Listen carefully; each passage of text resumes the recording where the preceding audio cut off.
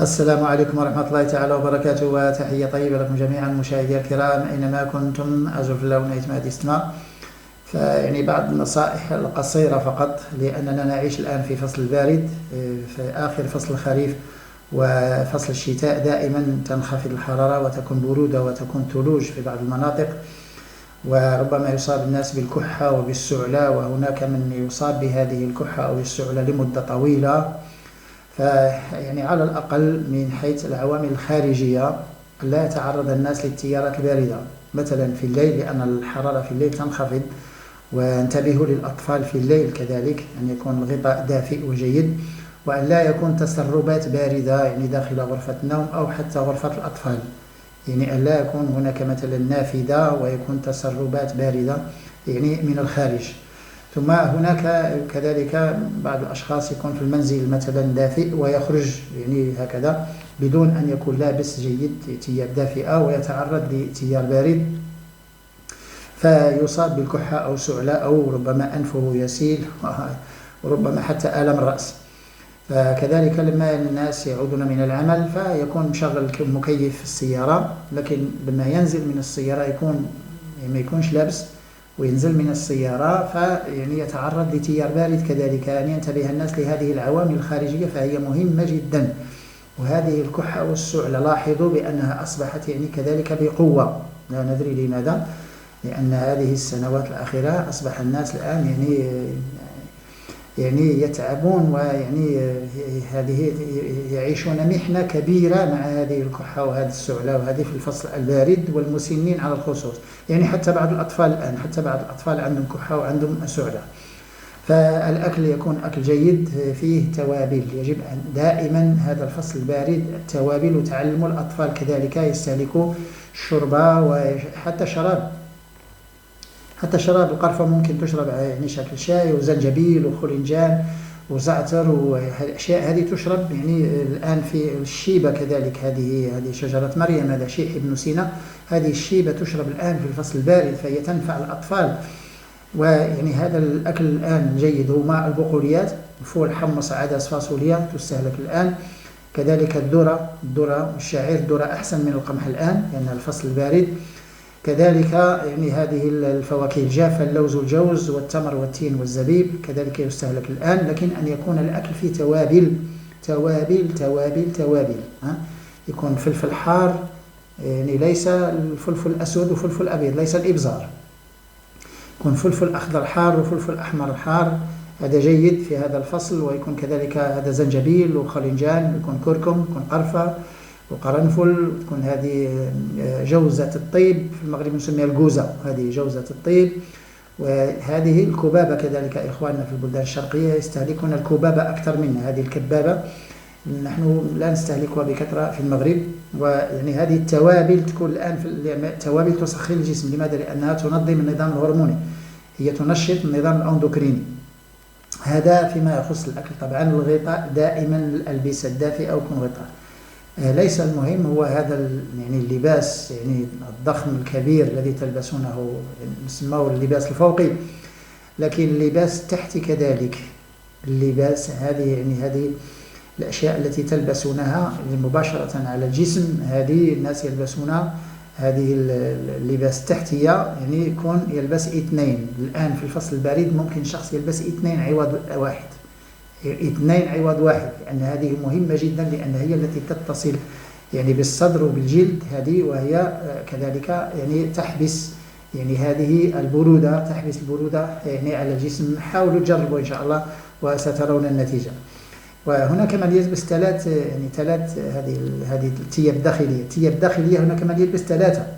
نحن لما كنا في أوروبا كنا نلبس 3 يعني تحت القميص، ويعني كنا لا نحس ببرد كثير، لأن كنا لا نصبر في أوروبا على هذا البرد، وكنا نلبس 2 و3. وتعلمنا من هذه كتجربة، تعلمناها يعني من أوروبا. حاولوا ما أمكن تلبسوا 2 على الأقل، 2 تحت القميص، وسترون بأنها مهمة وأنها ستقيكم البرد. وكذلك الأطفال هذه. فيعني هذا الفصل البارد هناك أكل، هنا الإنسان كان دائما متعود على هذه الأشياء. في حالة ما الأشخاص الآن عندهم كحبة، اللي كيكحبوا، اللي عندهم كحة واللي عندهم سعلة قوية، ويعني استعملوا أدوية واستعملوا يعني هذه سيروبات شربوها حتى مضادات، ويبقى الكورتيكويدات. يعني الطبيب الآن يصف كورتيكويدات، لما لا؟ فهناك طريقة بسيطة سهلة ربما رخيصة كذلك توقف السعلة والكحة مباشرة. الذين لديهم زيوت طيارة، الاسنشيال وايل، هذو لي زويل اسونسيال، اللي عندهم زيوت النباتات، هذو اللي كيقطروا الزيوت، تستعمل هذه الزيوت فقط بأسبوعين على الأنف وتستنشقها. يعني هذه الزيوت تكون في قارورة صغيرة هكذا، وعندها واحد البالون في رأسها هكذا، يعني تمرر أصبعك عليه، ثم تتوقف السعلة أو الكحة تتوقف. يعني بالنسبة للأطفال والمسنين ولكل الناس هذه يعني حل سحري. الزيوت موجودة لأن المغرب هو أول بلد منتج لهذه الزيوت، لكنه يصدرها، لا تباع داخليا. الزيوت الموجودة الآن في البلدان الأوروبية تقريبا كلها مغربية، لأن عندنا الأطلس وعندنا مناطق فيها هذه الأعشاب الطبية من كيقطروها. هذه الزيوت لا نستفيد منها، نحن أبناء الوطن لا نستفيد منها، ولكن يستفيد منها الأوروبيين.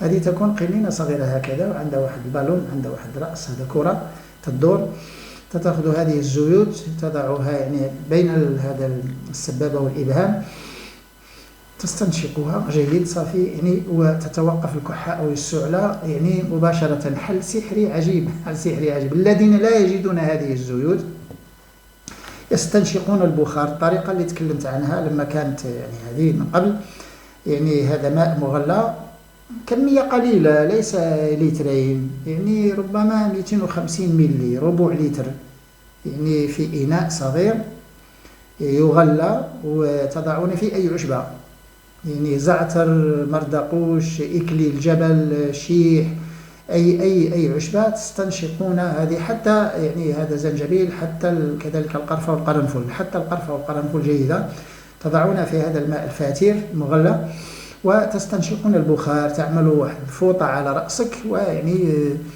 يعني تنحني على هذا البخار، تستنشقه لمدة نصف دقيقة فقط، 30 ثانية، يعني وتتوقف هذه الكحة وهذه السعلة هذه تتوقف. هذا حل بسيط وبعجالة، لأن رأيت الناس الآن عندهم كحة وسعلة وتأثرت. الناس أنا يعني تفاجأت، يعني أنا كنت ماشي مع الشارع وأسمع الناس يعني كيكحبوا يمين وشمال، يعني شيء غريب. ولذلك أردت أن أنفع الناس، لعلي أنفع الناس إن شاء الله، نتمنى الله سبحانه وتعالى يعني أن يكون ذلك. فقط يعني لما أرى أي شيء أحاول ما أمكن إن شاء الله أن نكون دائما بجانبكم وأن ننفع الناس. وهذا حل سحري، يعني يوقف الكحة ويوقف هذه السعلة يعني بالتو، ليس فيه هذا، وليس مضر. وممكن يستنشقها الشخص هذه الزيوت، ممكن يستنشقها 3 أو 4 مرات في اليوم، وقبل النوم، وكلما يعني جاته هذه الكحة وهذه السعلة هذه يستنشق تتوقف. لأن ربما يحرج مع الناس، يكون في العمل أو في المكتب، أو ربما يكون ضيوف، أو ربما يكون يعمل في المكتب، أو ربما هذه الكحة يعني تحرجوه وتزعجوه، يستنشق هذه الزيوت ويستأنف العمل بدون أي مشكل. يعني حتى لما يكون يسوق السيارة من هذه الكحة والسعلة تعمل مشاكل. الشخص لما يكون سائق سيارته يكون عنده هذا المشكل هذا، وحتى يعني الحساسية، حتى الأنف لما يكون يسيل، لما تستنشق هذه الزيوت يتوقف، يعني الأنف لا يسيل، يتوقف. يعني وهذا يعني كما قلت حل سحري، وهو حل جيد لهذه الزيوت الطيارة. كل الزيوت جيدة، عندنا في المغرب تقريبا أكثر من 36 زيت الآن تباع، يعني ستجدون هذه تباع، ولكن فقط كمية بسيطة. هذه قنينة صغيرة هكذا، يعني كافية للعائلة كلها لمدة 2 سنين، لا تستهلك يعني بكثرة. الذين لا يجدون هذه الزيوت، أو ربما يعني هذا يقطعوا عليكم هذا العشابة، هذو الآن أصبحوا مع الأسف الشديد، يعني لا إله إلا الله، أصبحوا يجمعون المال بطريقة يعني رهيبة جدا من الناس، والأثمان ارتفعت. فيعني أي عشبة الآن يعني، وعندنا في المغرب أعشاب كثيرة، يعني الزعتر، هذه عندنا الزعتر والزعيترة، وهذه هذه تمرسيت، وعندنا الأزير، هذا يعني إكليل الجبل، وعندنا الشيح، وعندنا الشيبة، عندنا يعني حتى الفلايو، هذه لامونت فوليو، هذه النوع من النعناع كذلك، هذه الأعشاب التي تعطي روائح مع الماء وتستنشق هذا البخار إن شاء الله وتتوقف هذه. فقط هذه بعض النصائح يعني هكذا بعجالة، لأن الفصل البارد، وإن شاء الله نتمنى أن ننفع الناس بهذه النصائح. تحية طيبة لكم جميعا، السلام عليكم ورحمة الله تعالى وبركاته.